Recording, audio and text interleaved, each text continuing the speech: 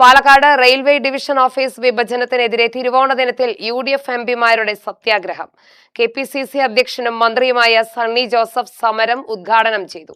Palakkad railway division വിഭജിക്കാൻ വാമനന്റെ രൂപത്തിലാണ് കേന്ദ്ര സർക്കാർ എത്തിയതെന്ന് സണ്ണി ജോസഫ്.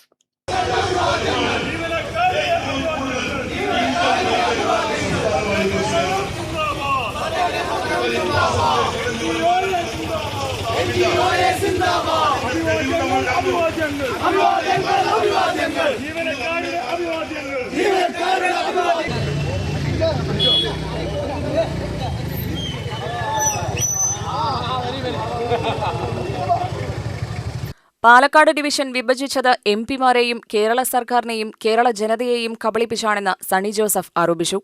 ഓണക്കാലത്ത് കേരളത്തെ ചവിട്ടിത്താഴ്ത്താൻ കേന്ദ്ര സർക്കാർ നടത്തിയ നീക്കം അപലപനീയമാണ്. പാർലമെന്റ് പിരിഞ്ഞതിനു ശേഷം മാത്രം ഡിവിഷൻ വിഭജിച്ചത് പ്രതിഷേധം ഭയന്നാണെന്നും സണ്ണി ജോസഫ് കുറ്റപ്പെടുത്തി. അർദ്ധരാത്രിയിലെത്തിയ കള്ളനെ പോലെ കേന്ദ്രത്തിലെ BJP സർക്കാർ പാലക്കാട് ഡിവിഷൻ തട്ടിപ്പറിക്കുകയായിരുന്നുവെന്ന് അദ്ദേഹം പറഞ്ഞു.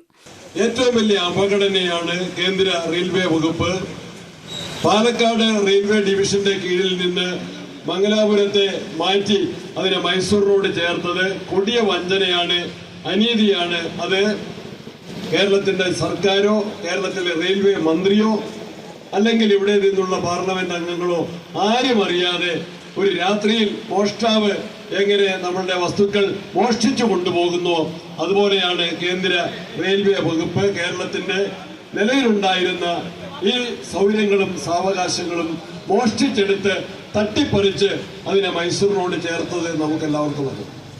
ഒരു ന്യായീകരണവുമില്ല. മാധ്യമങ്ങൾ നന്നായിട്ട് ചർച്ച ചെയ്തിട്ടുണ്ട്. ജനപ്രതിനിധികൾ ഈ സമരങ്ങൾ സംഘടിപ്പിച്ച എല്ലാ എംപിമാരും, കോഴിക്കോട് MP MK രാഘവനും അതുപോലെ തന്നെ വടകര MP ഷാഫിയും ശ്രീകണ്ഠനും അതുപോലെ ശ്രീ ബെന്നി ബഹനാനും എല്ലാവരും, ഉണ്ണിത്താനും ആന്റോയും എല്ലാ എംപിമാരും ഈ കാര്യങ്ങൾ മാധ്യമങ്ങളുടെ മുൻപിൽ പലവട്ടം ആവർത്തിച്ചു പറഞ്ഞിട്ടുണ്ട്. അവരെല്ലാം കേരളത്തിന്റെ പൊതു ആവശ്യങ്ങൾക്ക് വേണ്ടി അതാത് സ്ഥലങ്ങളിലെ റെയിൽവേ വികസന ആവശ്യങ്ങൾക്ക് വേണ്ടി കഴിഞ്ഞ വർഷങ്ങളായി പാർലമെന്റിനകത്തും പുറത്തും ഏറ്റവും യോജിച്ച് ശബ്ദിക്കുന്നവരാണ്. ഇന്ത്യയുടെ പ്രതിപക്ഷ നേതാവ് രാഹുൽ ഗാന്ധിയുടെ നേതൃത്വത്തിൽ കേരളത്തിലെ ജനങ്ങൾക്ക് വേണ്ടി പ്രിയങ്കാജിയോടൊപ്പം KC വേണുഗോപാലിനോടൊപ്പം വാദിക്കുന്നവരാണ്, സംസാരിക്കുന്നവരാണ്. നമുക്കെല്ലാവർക്കും അറിയാം. പാർലമെന്റ് സമ്മേളനം കഴിയാൻ കാത്തു നിൽക്കുകയായിരുന്നു. ആ സമ്മേളനത്തിന് ഇടയിൽ ഇത്തരത്തിൽ കിരാതമായ അന്യായമായൊരു തീരുമാനമെടുത്താൽ കൂടുതൽ ശക്തമായ പ്രതിഷേധം കേരളത്തിലെ പാർലമെന്റ് അംഗങ്ങളുടെ ഭാഗത്തു നിന്നുണ്ടാകും. അതിന് ദേശീയ തലത്തിൽ അതിന് പ്രാധാന്യമുണ്ടാകും, പിന്തുണ വർദ്ധിക്കും എന്ന് മനസ്സിലാക്കിക്കൊണ്ടാണ് പാർലമെന്റ് സമ്മേളനം കഴിഞ്ഞ് തൊട്ടടുത്ത് തന്നെ ഇരുട്ടിന്റെ മറവിൽ നിന്നുകൊണ്ടാണ് ഈ കൊടും ചതി കേരളത്തിലെ ജനങ്ങളോട് ചെയ്തത്. ഇതിൽ യാതൊരു ന്യായീകരണവുമില്ല. ഒലവക്കോട് ഡിവിഷൻ ഓഫീസിന് മുന്നിലാണ് സത്യാഗ്രഹ സമരം സംഘടിപ്പിച്ചത്. രാവിലെ 9 മണിക്ക് ആരംഭിച്ച സമരം വൈകിട്ട് 6 മണി വരെയാണ്. പാലക്കാട് MP VK ശ്രീകണ്ഠൻ സത്യാഗ്രഹ സമരത്തിന് സ്വാഗതം പറഞ്ഞു. പൊന്നാനി MP ET മുഹമ്മദ് ബഷീർ അധ്യക്ഷനായി. മന്ത്രിമാരായ N ശംസുദ്ദീൻ, KA തുളസി, MPമാരായ K സുധാകരൻ, ഷഫി പറമ്പിൽ, രാജ്മോഹൻ ഉണ്ണിത്താൻ, ബെന്നി ബെഹനാൻ, ഡീൻ കുര്യാക്കോസ്, ആന്റോ ആന്റണി, MK രാഘവൻ, MLA മാരായ രമേശ് പിഷാരടി, രമ്യ ഹരിദാസ്, VT ബൽറാം, സുമേഷ് അച്യുതൻ എന്നിവരും DCC president A Thankappan, Muslim league ജില്ലാ പ്രസിഡന്റ് മരക്കാർ മാരായമംഗലം, KPCC നേതാക്കളായ C ചന്ദ്രൻ, PV രാജേഷ്, ഹരിഗോവിന്ദൻ, KA ചന്ദ്രൻ, UDF നേതാക്കളായ ശിവരാജേഷ്, സെയ്തല V പുളക്കാട്, ഹരിദാസ് മച്ചിങ്ങൽ തുടങ്ങിയവർ പങ്കെടുത്തു. UDF ജനപ്രതിനിധികളും സമരത്തിന് സാന്നിധ്യം വഹിച്ചു.